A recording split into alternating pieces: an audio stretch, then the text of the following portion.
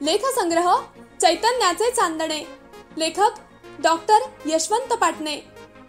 वाचक स्वर श्रीमती मीना भालेराव. निर्मिती साहित्य उत्सव परिवार. लेख 17वा. कुलगुरूंचे गुरु कर्मवीर भाऊराव पाटील.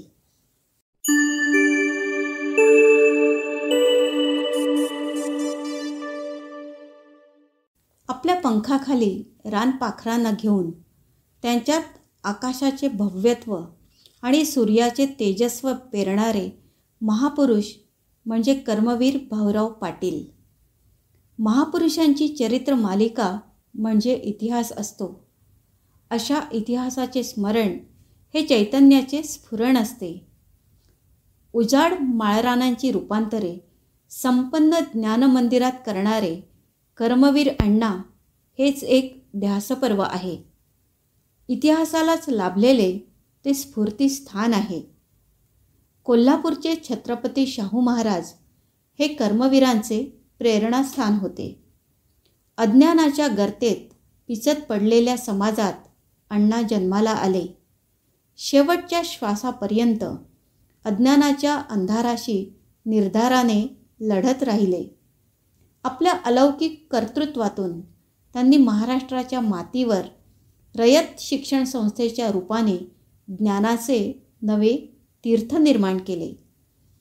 संस्थेसाठी वटवृक्ष हे बोधचिन्ह घेऊन समाजाला सावली दिली. तरुणाईला स्वावलंबी शिक्षणाचा मंत्र दिला. श्रमाधिष्ठित शिक्षण हे त्यांचे धोरण होते.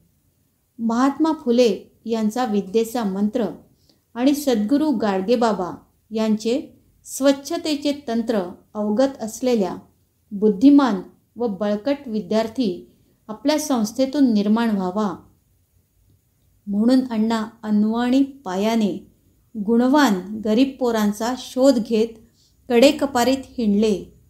कित्येक मुलांना त्यांनी आपल्या खांद्यावरून वसतिगृहात आणले. अण्णांची वसतिगृहयुक्त शाळा म्हणजे सामाजिक परिवर्तनाची प्रयोगशाळाच होती.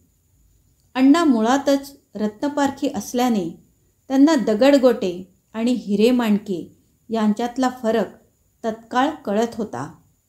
आपल्या प्रयोगशाळेत ते भेदक नजरेने व कोमल अंतःकरणाने नररत्न घडवीत होते. कौलापूरच्या गणपती पाटील मास्तरांचा मुलगा पांडुरंग असाच अण्णांच्या नजरेत भरला. आपल्या खांद्यावरून नाचवत त्याला सातारच्या वसतिगृहात दाखल केला. सुरेख अक्षर आणि तल्लख बुद्धी लाभलेला हा पांडुरंग म्हणजे बॅरिस्टर P.G. पाटील. उभ्या महाराष्ट्रात ते उत्तम वक्ते, प्रगल्भ लेखक आणि कुशल प्रशासक म्हणून ख्यातकीर्त झाले. पंढरीचा पांडुरंग हे वारकऱ्यांचे दैवत आहे, तर रयतेचा पांडुरंग ज्ञानदात्यांचे दैवत आहे. मंत्राचे मांगल्य व संस्काराचे सामर्थ्य असलेली सुमधुर वाणी लेखणी ज्यांना लाभली आहे ते प्राचार्य शिवाजीराव भोसले हे देखील अण्णांच्या वसतिगृहातील विद्यार्थी. एका शिवाजीने स्वराज्याचे तोरण बांधले तर या शिवाजीरावांनी सुराज्याचे धोरण मांडले. महापुरुषांना उत्तम अनुयायी लाभले तर ते महापुरुष समाजात प्रतिष्ठेने जिवंत राहतात. अन्यथा स्वार्थी मंडळींकडून त्यांचा पराभव अटळ असतो. प्राचार्यांनी कर्मवीरांच्या कार्याचे मोठेपण रसाळ वाणीतून मांडले. कर्मवीरांच्या मानवतावादी कार्याची बोलकी प्रचिती देणारे बॅरिस्टर P.G. पाटील व प्राचार्य शिवाजीराव भोसले हे कर्तृत्व संपन्न कुलगुरू म्हणून गौरविले जातात. हा अण्णांचा खरा सन्मान आहे. ज्ञानसंस्कृतीचा गौरव आहे. श्री भाऊराव पाटील की सेवा ही उनका सच्चा कीर्तिस्तंभ है ही महात्मा गांधींची प्रतिक्रिया सार्थ ठरविणाऱ्या मालिकेतच दत्ताजीराव साळुंखे व शंकरराव खरात या कुलगुरूंची नावे अभिमानाने गुंफावी लागतात. या साऱ्याच कुलगुरूंचे अण्णा गुरु होते. जेव्हा त्यांना कीर्तीचे पंख फुटले नव्हते तेव्हा अण्णांनी वसतिगृहाच्या घरट्यात या पाखरांना खडतर श्रमाची व परस्पर प्रेमाची बाराखडी गिरवायला लावली. त्यांच्यासाठी अण्णांनी स्वाध्याय, स्वाभिमान, स्वावलंबन यांची एक नवीन लिपीच तयार केली. असंख्य गोरगरीब पाखरांना ज्ञानप्रकाशाच्या प्रांगणात आणणारे कर्मवीर अण्णा हे एक दीपस्तंभ होते. शंकरराव खरात यांच्या आत्मचरित्रातील एक प्रसंग मोठा उद्बोधक आहे. शंकरराव हे पुण्याच्या युनियन बोर्डिंगचे विद्यार्थी.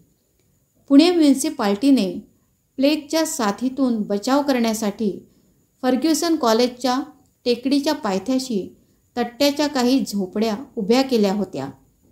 दारिद्र्याने गांजलेल्या 18 पगड जातींच्या मुलांना वसतिगृहासाठी अण्णांनी त्या झोपड्या मिळवल्या आणि महात्मा गांधी, डॉक्टर आंबेडकरांच्या पुणे करार नामक ऐतिहासिक दिलजमाईचे प्रतीक म्हणून वसतिगृहाचे नाव युनियन बोर्डिंग ठेवले. या बोर्डिंगच्या एका बाजूला नंदनवनाला लाजवेल असे सुंदर बागबगीचे व ऐश्वर्यशाली प्रासाद होते, तर दुसऱ्या बाजूला स्मशानाला मागे टाकतील अशा डबापत्र्याच्या तट्ट्या काथ्या पटकरांच्या झोपड्या होत्या. या दोन परस्पर विरोधी संस्कृतींमध्ये बोर्डिंग उभे होते. या दोन संस्कृतीमधील अंतर आपल्याला तोडायचे आहे हा अण्णांचा ध्येयवाद होता. त्यासाठी ते खपत होते, चटके सोसत होते, आपल्याबरोबर मुलांनाही पुढे नेत होते. असेच एके दिवशी अण्णा गुपचूपपणे वसतिगृहाच्या स्वयंपाकघरात येऊन शांतपणे उभे राहिले. शंकरराव खरात भाकरी थापण्यात, भाजण्यात गुंग झाले होते. चुलीतल्या लाल भडक इंगळाची धग व प्रचंड धुराचा लोट यामुळे ते घामाघूम झाले होते. एवढ्यात मागून आवाज आला, "काय रे, धूर झाला?" अण्णांच्या आवाजाने शंकरराव दचकले. नाकाडोळ्यातले पाणी पुसत उभे राहत म्हणाले, "सरपण ओले होते अण्णा." एक वात्सल्ययुक्त स्मितहास्य अण्णांच्या चेहऱ्यावर उमटले. आपल्या पोरांची धडपड पाहून डोळ्यात कौतुकाचे भाव दाटले. "अरे तू बैस, तुझं काम कर," असं बोलत त्यांनी काढता पाय घेतला. पण जाता जाता त्यांनी मोलाचा जीवन संदेश दिला. अशी तपश्चर्या केल्याशिवाय प्रकाश दिसणार नाही. प्रामाणिक कष्टावर अण्णांची नितांत श्रद्धा होती. डोक्यावर शिरस्त्राण नाही, पायात पायताण नाही. अशा अवस्थेत रानोमाळ भटकत अण्णांनी मुले गोळा केली. दगड टोळ्यातून सुंदर जीवनशिल्पे घडविली. त्यांना आत्मनिर्भरता, आत्मप्रतिष्ठा दिली. या शिष्यांचेच पुढे काही शिल्पकार झाले, शिलेदार झाले. दिव्याने दिवा प्रज्वलित करावा तसे वटवृक्षाच्या पारंब्यातून अनेक महावृक्ष निर्माण झाले. अण्णांचे नाव उंचावले. भारत सरकारने पद्मभूषण तर पुणे विद्यापीठाने डिलीट देऊन त्यांना सन्मानित केले. अण्णांच्या पश्चात संस्थेने शाहू पुरस्कार प्राप्त केला. ज्यांच्या प्रेरणेतून अण्णांनी शिक्षणाचा प्रपंच मांडला त्यांच्याच नावाचा पुरस्कार संस्थेला लाभावा हा अण्णांच्या कार्याचा उचित गौरव आहे. विद्या प्रबोधिनीच्या माध्यमातून एका बाजूला कर्मवीरांच्या विचारांचे नवे शिलेदार निर्माण होत आहेत, तर दुसऱ्या बाजूला शिक्षणाचाच बाजार मांडणारे नवे सम्राट निर्माण होत आहेत. अशा परिस्थितीत अज्ञानाचा अंधार चिरणाऱ्या व बलदंड ज्ञानभास्कराला आता यापुढे सन्मानित ठेवायचे आहे हे त्यांच्याच विचारांची पूजा बांधणाऱ्या रयतेच्या उगवत्या प्रकाशपुत्रांनी. यासाठी श्रमाला आणि श्रमिकाला प्रतिष्ठा देणारा स्वावलंबी शिक्षणाचा मंत्र प्रत्येकानेच जीवनाचे ब्रीद म्हणून कृतीतून जपायला हवा आणि हाच कुलगुरूंचे गुरु असणाऱ्या कर्मवीरांचा आदेश आहे.